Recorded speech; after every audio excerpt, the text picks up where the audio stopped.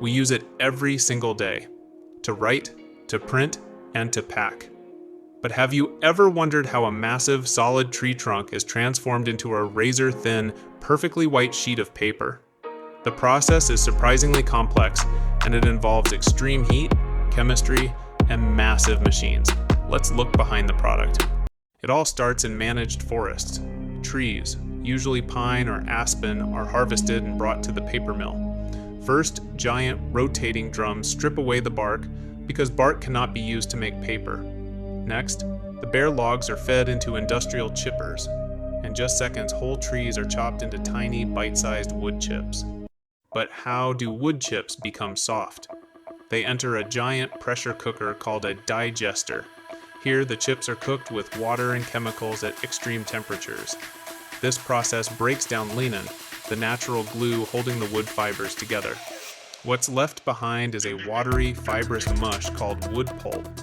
At this stage, the pulp looks dark and brown like oatmeal. To turn this brown mush into bright white printer paper, it must undergo bleaching. The pulp is thoroughly washed and treated with chlorine dioxide or eco-friendly oxygen systems. Once bleached white, the pulp is beaten and mixed with water until it is 99% liquid. It is now ready for the final, massive.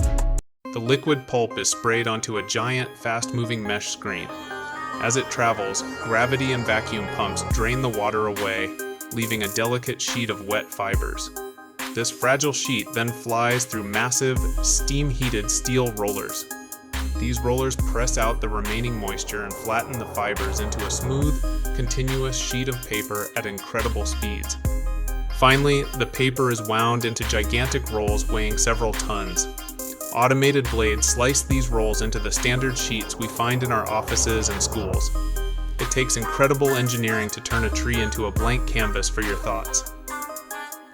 If you love learning how everyday things work, smash that subscribe button for more simple breakdowns. See you next time on Simple Things of Brain Boost.